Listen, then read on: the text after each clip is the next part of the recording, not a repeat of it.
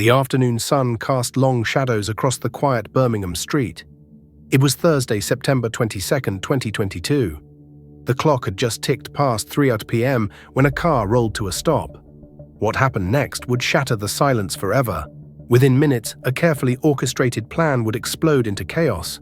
A blade would flash, blood would spill, and a man who thought he was just doing his job would be fighting for his very last breath. But this story doesn't end there. Oh no. Fast forward 16 months. Wednesday, January 31st, 2024. The clock strikes midnight in Errington. A door opens. A man welcomes someone inside, completely unaware that he's just sealed his own fate. Behind that closed door, in the darkness of that flat, something unspeakable is about to unfold. For 6 agonizing days, nobody comes. Nobody knocks. Nobody checks. The silence is deafening. And when that silence is finally broken, when police finally step through that door, what they discover will haunt them forever. 2 different crimes, 2 different victims, 2 brutal attacks carried out by men who believed they were clever enough, smart enough, ruthless enough to get away with murder. They were wrong. This is the story of Richard Hoppley and Wallace Webb. 2 ordinary men whose lives were stolen in the most extraordinary and horrifying ways. And this is the story of how detectives hunted down the killers who thought they could outsmart the system. Welcome to UK True Crime Files. What you're about to hear will shock you, so buckle up because we're diving deep into the darkness. Richard Hoppley was 43 years old when his life was violently cut short. But to understand how he died, you need to understand how he lived. To his family, Richard was a kind soul, a loving son, but Richard carried demons that had haunted him for years. Addiction had its claws deep in him, dragging him down into a world where debts weren't settled with lawyers and handshakes. They were settled with fists, with threats, with violence. By 2022, Richard had become a driver for a Birmingham drug dealer. It wasn't glamorous, it wasn't safe, but it paid. His job was simple: drive the car, keep your mouth shut, don't ask questions. He existed on the razor's edge of the criminal underworld, close enough to make money, but never quite safe from the danger that lurked in every shadow. Richard had no idea that his next job would be his last. The seeds of his murder were planted weeks earlier, and they started with something almost laughably small: a fake £20 note. Nicholas Stallard, a long-time drug user, had passed that counterfeit note to a dealer known on the streets as Ace. That single piece of fake currency ignited a fury that would consume everything in its path. Stallard was humiliated, angry, and hungry for revenge. But Stallard didn't act alone. He found allies. Dangerous allies. Enter Paul Hales, his associate. Together they aligned themselves with 2 other men who had their own twisted motives, their own scores to settle. At the center of this deadly web sat Aub Khan, 29 years old, known in Harborne, feared by some, respected by others. Khan wasn't just involved, he wasn't just a participant. No, Khan was the architect, the mastermind, the puppet master pulling every string. And beside him stood Mohammed Qasim, just 24 years old, young, vulnerable perhaps, but armed, and more than willing to do whatever Khan commanded. Stallard and Hales became the muscle, one in his 40s, the other in his 60s. Their role was brutally simple: intimidate, threaten, and make absolutely certain that when the dealer arrived, there would be no escape. Khan had chosen the location with surgical precision. Underwood Close, a quiet, unassuming road in Harborne. To anyone passing by, it looked ordinary, peaceful even. But Khan saw something else. He saw cover, he saw opportunity, and most importantly, he saw an escape route, a narrow alleyway that would let them vanish like ghosts if things went sideways. On Thursday, September 22nd, 2022, just before 3 p.m., the trap was set. The plan was simple, or so they thought. Lure Ace to the address, rob him of his drugs and cash, walk away richer. Nobody gets hurt, but plans like this never go the way they're supposed to. Richard Hoppley slid behind the wheel of the Volkswagen Passat that afternoon, completely oblivious to the nightmare waiting for him. Ace sat in the back seat. To Richard, this was just another job, another drive, another day in a life where his role kept him dangerously close to the shadows. What Richard didn't know, what he couldn't possibly know, was that 4 men were waiting for him. 4 men with a knife. 4 men with a plan. 4 men who were about to turn his world into a bloodbath. As the Passat pulled up to Underwood Close, Mohammed Qasim made his move. The car door opened. Qasim slipped into the front passenger seat with terrifying speed. And then, in one fluid motion, he pulled out the knife. The blade gleamed in the afternoon light. "Hand over the drugs," Qasim demanded, his voice cold, his eyes colder. The robbery was underway, but chaos erupted in seconds. Richard, sitting just feet away, saw the knife, saw the threat. And in that split second, he made a choice. He lunged forward, grabbing at Qasim, trying to stop him from escaping, trying to protect the man in the back seat. It was the bravest thing Richard Hoppley ever did. It was also the last. With the blade already drawn, Qasim lashed out. One strike, one brutal, savage strike. The knife plunged into Richard's chest with such force that it shattered his 5th rib and tore straight through his heart. Outside the car, the other men swarmed like wolves. Stallard lunged at the driver's side, reaching desperately for the keys in the ignition, trying to stop the car from moving. Hales came up alongside and smashed the driver's window with a sickening crash, sending glass exploding across Richard's lap. For a few horrifying moments, the vehicle became a war zone. A dealer pinned in the back, a driver bleeding out in the front, 3 attackers surrounding them, screaming, grabbing, destroying. What began as a calculated robbery had, in mere seconds, transformed into something far darker, something irreversible. Murder. The attack lasted only moments, but the damage was catastrophic. Somehow, and to this day nobody can fully explain how, Richard managed to keep the car moving, despite the knife buried in his chest, despite the blood pouring from his wound. Despite the fact that his heart was literally torn apart, Richard pressed down on the accelerator. The Passat lurched forward, dragging Stallard away from the vehicle as it swerved wildly down the narrow residential road. Qasim fled. Hales fled. Khan, who had stood there holding his own knife but never once stepping in, simply watched. And then he too disappeared. In seconds, all 4 men scattered like rats, leaving Richard to die alone. The Passat travelled about half a mile, weaving erratically through the streets of Harborne. Richard tried desperately to keep control, but his vision was blurring. His hands were slipping. The blood loss was too severe. His grip weakened with every passing second. On Metley Lane, the car finally left the road and slammed into a parked Mercedes with a bone-jarring crash. Passers-by heard the impact and came running. Someone dialed 999. Within minutes, emergency services arrived, their sirens wailing through the quiet neighborhood. Paramedics worked frantically to revive him, pumping his chest, trying to stop the bleeding, praying for a miracle. But there was no miracle that day. The single strike had been delivered with such devastating force that Richard's 5th rib had been severed. His heart was destroyed. Nothing could be done. Richard Hoppley was declared dead at the scene. Police cordoned off the area immediately. The blood on Richard's clothes, the shattered window, the accounts of witnesses, everything pointed to one undeniable truth. This wasn't an accident. This was murder. The crash on Metley Lane left no doubt. This was a homicide. And within hours, detectives from West Midlands Police's elite homicide team were on the case. They started with CCTV. Cameras across Harborne were meticulously reviewed, tracing every movement of Richard's car in the hours leading up to the crash. The footage placed the vehicle on Underwood Close, the exact spot where the ambush unfolded. Next came phone records. Cell site data mapped the locations of key suspects, placing them at the scene at the precise time of the attack. Analysis of calls and messages revealed a web of communication between the men, proving this wasn't random. This was planned. CCTV also captured the gang fleeing after the stabbing. These images, combined with phone data, helped detectives confirm exactly who had been involved. Witness accounts supported the timeline. Piece by piece, the evidence revealed not a spontaneous street fight, but a cold, calculated robbery carried out by 4 men acting in concert. The first breakthrough came quickly. Within days, 2 men were arrested. Nicholas Stallard and Paul Hales. Both had been identified as part of the group that confronted the Volkswagen Passat. But the 2 most dangerous men, the ones who had actually wielded the knives, were gone.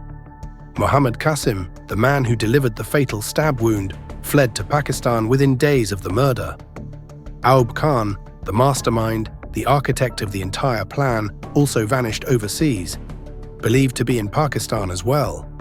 Their sudden disappearance confirmed what police already suspected. This attack had been carefully conceived, and the men responsible thought they could simply run away and never face justice. For months, investigators worked quietly. Surveillance continued, financial records were scrutinized, international alerts were issued. Detectives were certain of one thing: these men would return, and when they did, they would be waiting. By late 2023, Mohammed Qasim made a fatal mistake. He returned to the UK. Police were ready. The moment he stepped off the plane, officers moved in. He was arrested at the airport and charged with murder and conspiracy to rob. Months later, Aub Khan also returned, arrogantly believing he could avoid implication. He was wrong, but there was one key figure who never appeared: the dealer known only as Ace, the man whose dispute with Stallard had triggered this entire nightmare. He fled the scene after Richard's death and has never been traced. To this day, he remains a ghost, beyond the reach of police and the courts. The first men to face justice were Nicholas Stallard and Paul Hales. They weren't accused of delivering the fatal stab wound, but the prosecution made it crystal clear. Their role in the robbery was active, violent, and essential to the murder. At Birmingham Crown Court, both were charged with manslaughter and conspiracy to rob. The jury accepted their involvement. In 2023, they were convicted. Stallard, then 43, was sentenced to 13 years in prison. Hales, aged 65, received 10 years. For Richard's family, it was a small measure of justice, but they knew the two men most responsible were still out there. The second major trial came months later when Mohammed Qasim returned to the UK. He denied murder. His defense? He claimed the dealer in the back seat had been the one to lash out with the knife. It was, he argued, an accident that had fatally wounded Richard during the chaos. The jury didn't buy it. CCTV, phone evidence, forensic detail, everything placed Qasim at the center of the murder. The court ruled that Qasim had played a central role and that the knife was not produced by chance. Judge Paul Farah KC told him he had intended to kill, even if the attack hadn't been premeditated. Qasim, then 24, was convicted of murder and conspiracy to rob. He was sentenced to the life imprisonment, to serve a minimum of 30 years. Aub Khan managed to stay beyond the reach of British justice for more than a year. In Pakistan, he married, started a family, built a new life while the men he left behind faced trial and prison. But in September 2023, Khan made a calculated gamble. He returned to the UK, believing he could avoid implication. His gamble collapsed spectacularly in the courtroom. At trial, Khan attempted to distance himself from the role prosecutors described as central. He presented himself as a man of limited capacity, someone with learning difficulties, low intelligence, little influence over those around him. Psychological assessments initially appeared to support his claims. One expert suggested he had an IQ of just 47, but the deception unraveled.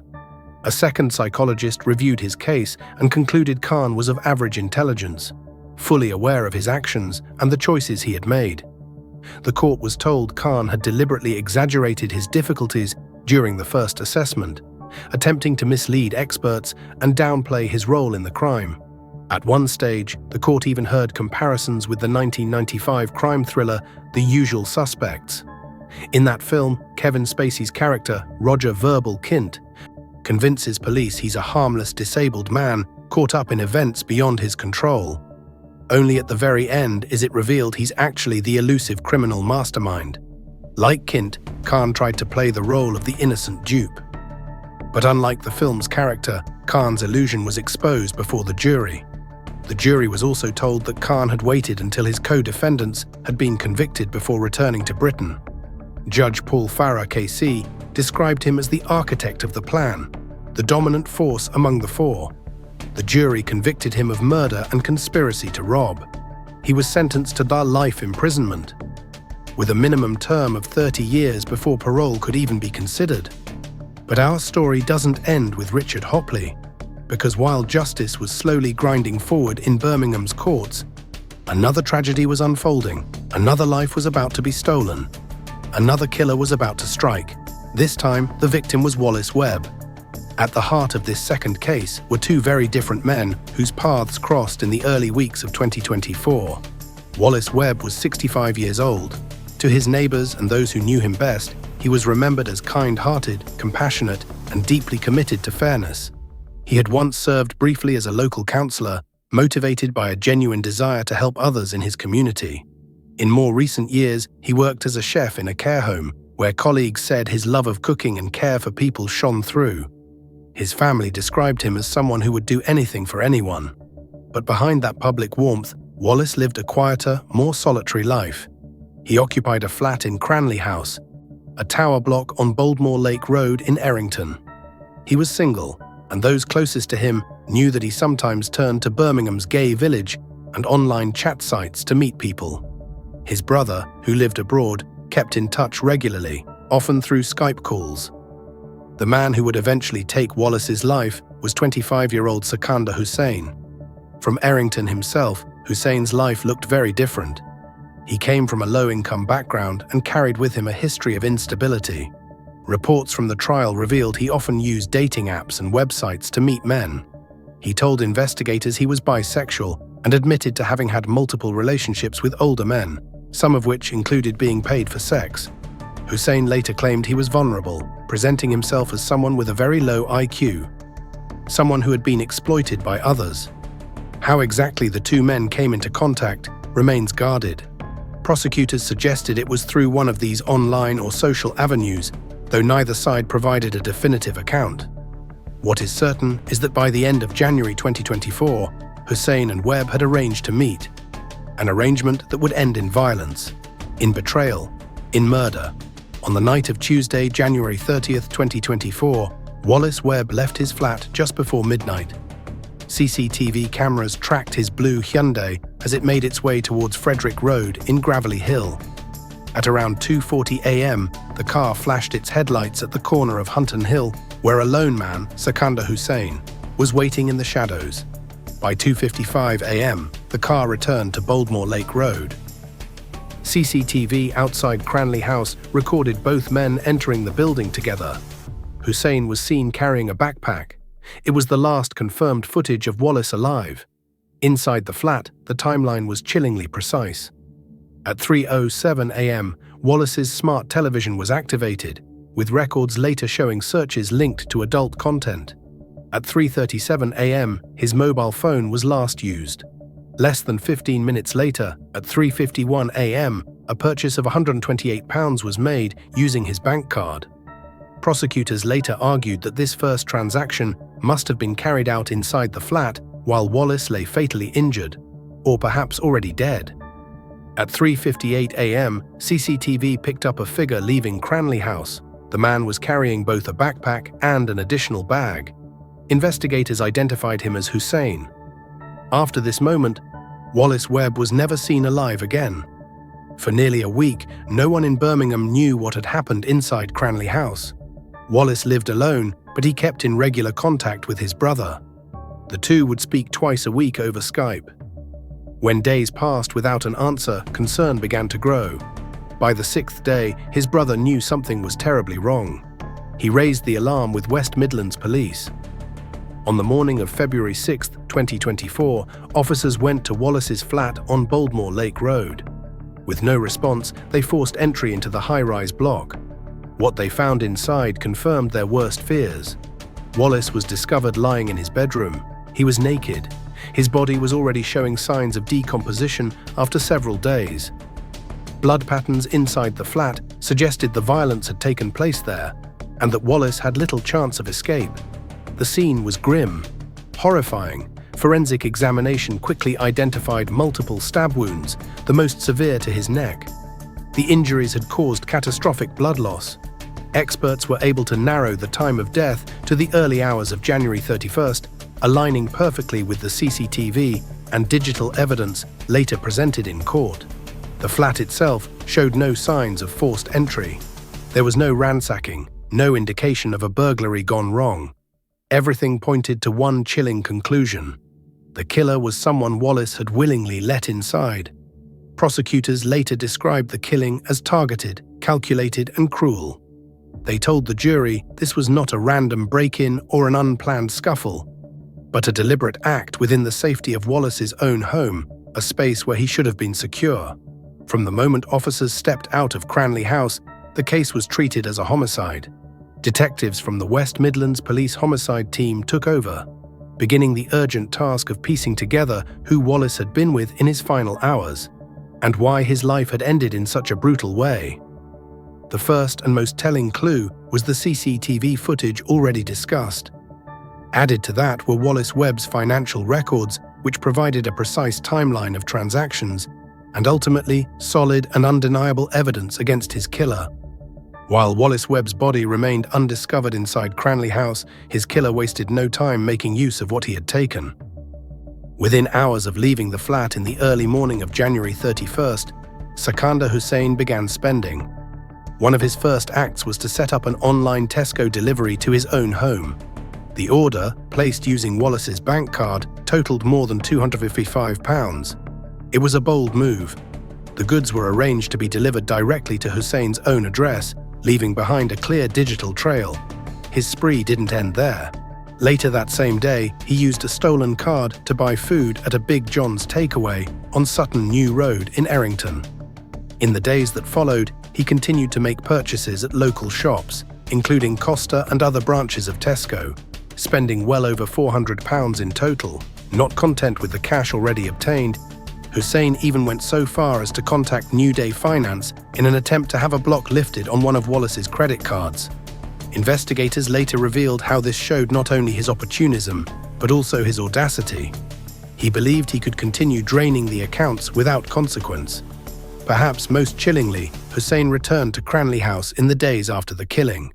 Detectives later confirmed his presence back at the tower block, though what he did there remains uncertain.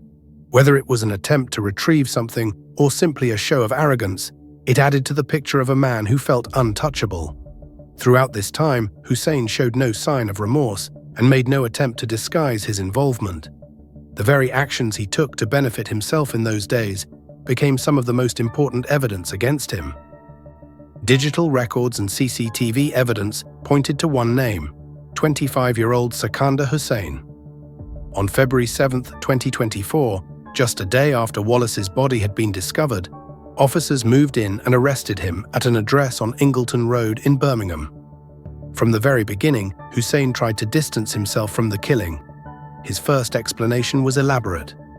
He told investigators he had been blackmailed by another man he claimed to have met in a sauna.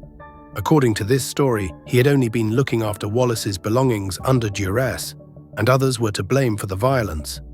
Detectives quickly revealed the flaws in his account, and as the evidence against him mounted, Hussain changed direction. By the time the case reached Birmingham Crown Court, Hussain had admitted to fraud, acknowledging that he had used Wallace's bank and credit cards in the days after his death.